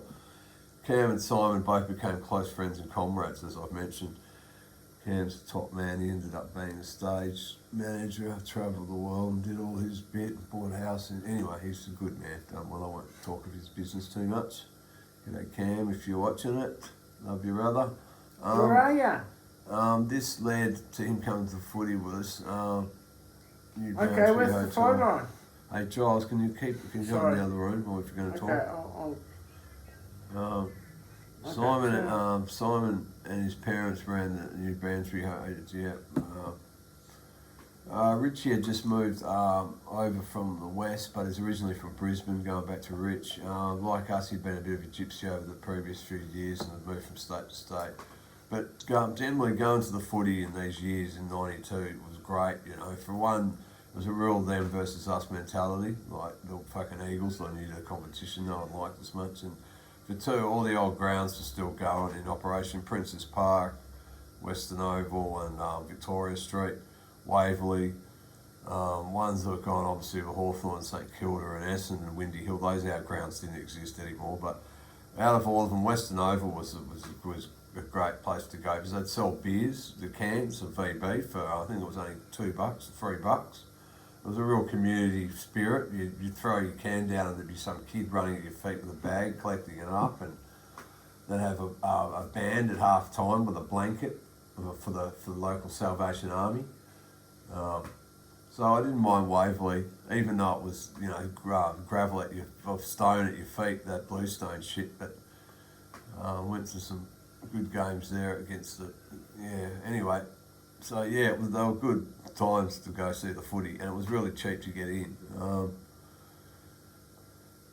But yeah, back to apart from so the grounds when they're Essendon. The great thing about this was supporting the Eagles in Melbourne. They didn't really have much of a following, so the grounds were never really full, apart from the bigger clubs. This allowed you to virtually sit anywhere where anywhere. The price in to get in with concession was fuck all, about $8 or something, so it was cheap to get in. And as I said before, at most grounds, some didn't, but most did sold cans of beer were for sale. And we had a shit hot team and we were kicking ass. I mean, we were winning. And the highlight of that whole year, we went to every game that year in Melbourne. Where Eagles actually, we won the flag that year, which we went to. And after that grand final, we went to this party in Paran, and most of the Tassie crew were Hawks supporters in our office. And Norbs was just, I don't know what got into him, but we walk into this joint, we're all going off about the win and whatever. And he grabs this huge arm off this chair and throws it at me, and I fucking duck my head, and it goes flying over my head and goes through this window in the kitchen, this huge window, and just smashes it. Like, it was this big window. And fuck, we were just laughing our heads off. It was, you know, I don't know who was going to pay for fix the fucking window in the kitchen, but it was just one memory I have of that night, because we were pretty happy after winning the first grand final, being Eagles supporters. But that's one memory I have of him throwing this fucking arm of this chair at me. Norbs was a bit of a wild man, Scott McCrossan, I mean. He was a good mate of TJ Ray's and that, and Byron's from Tassie. So yeah, so it was good. And we won the flag in '94. We went to that granny as well. It made me feel very much at home in Melbourne, as I'd mentioned before. yeah, so those years from say 92 to 94 to 95, we went to all the games in Melbourne. As mentioned, Alison had moved into the place on Faraday Street in Carlton. Stu's girlfriend had moved down from Sydney and moved into the place as well, which didn't turn out that well. I won't bum on about them arguing, but anyway, that's what happened. A myriad of people came and went from the place, which I'll bum on more about in later stories. Richie Mork and his girlfriend Kay, Jason on the demise of the morgue moved in as well, along with Guy a couple of years later. Some other crew as well, which is some of my... but before all those guys moved in, Alison just lived there by herself and a few other people with Morris and that. But the first year or so, as I write here, my routine for as I said, all those other people moved in, but this happened over the next couple of years. But my first routine for the first couple of years was I'd walk down there, as stated before, and which is some of my fondest memories of the place. I'd go visiting Alison and we'd arrange to cook dinner and go up to the road and buy shit.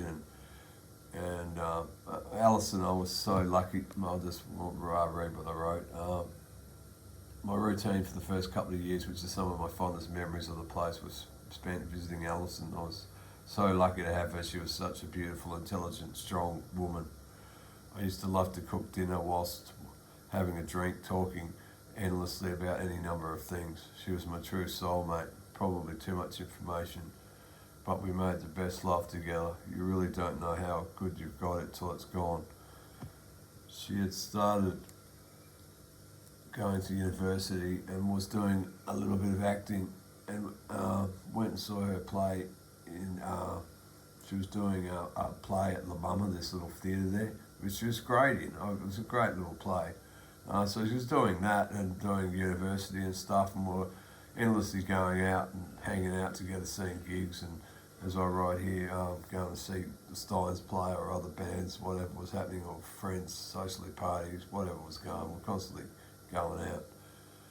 Generally life was great, endlessly going to see gigs, eating at a number of different restaurants, cafes in the area, drinking, getting stoned and having fun, and living off the herb and the dole, and it was easy, as I said, because of the herb injection with the cash, it made life better. As stated, spent a lot of time playing pool at the Tote for the first 2 years, living at the morgue. We were almost living there.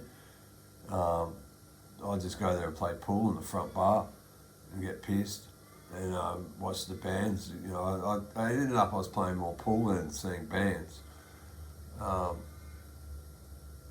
Yeah, we gave the Tote a lot of money once her crops rolled in. Craig got a lot of money off us.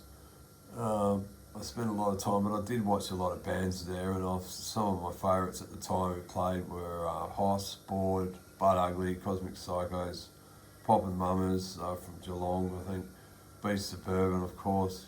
I remember they all came in after this Photoshop shoot, and I didn't realise it was them, and fucking I put on Chase the Dragon on the jukebox, and Wally turned it right up, and I realised it was them.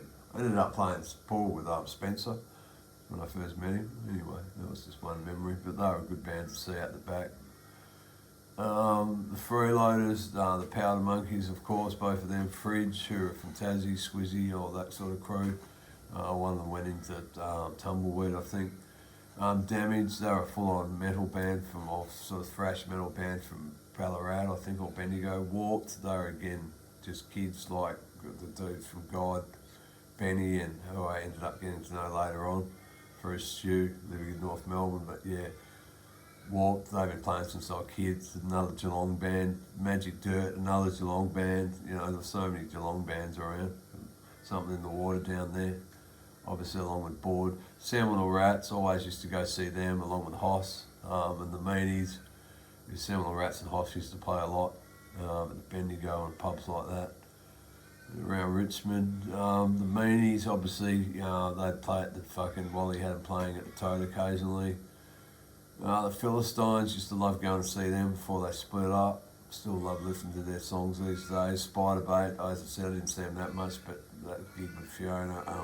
The Turnaround, great psychedelic band.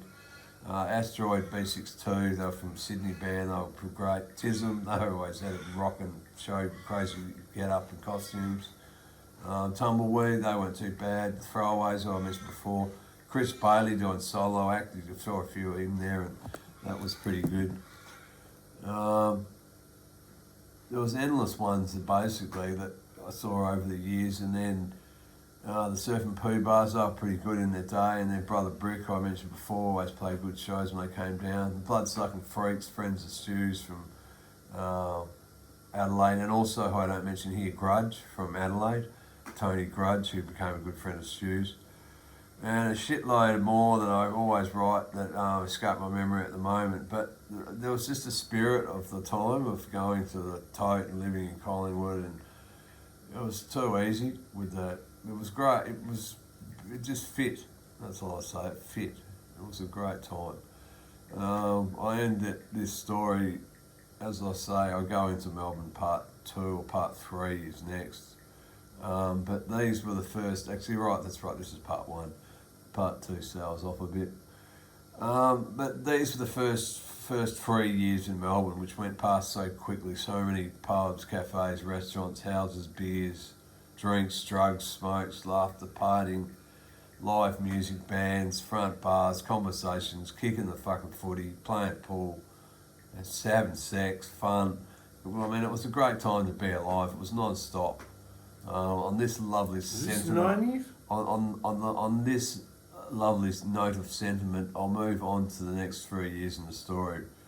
Hopefully you're still with me. Now, I am being a long-winded fucker, aren't I? But anyway, that's me. I might have a code and put on the track and say it's bye for now from Sly Studios. What do I want to hear? Do I want to hear...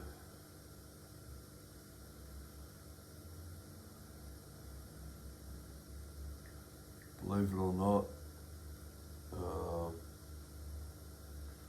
put this one on.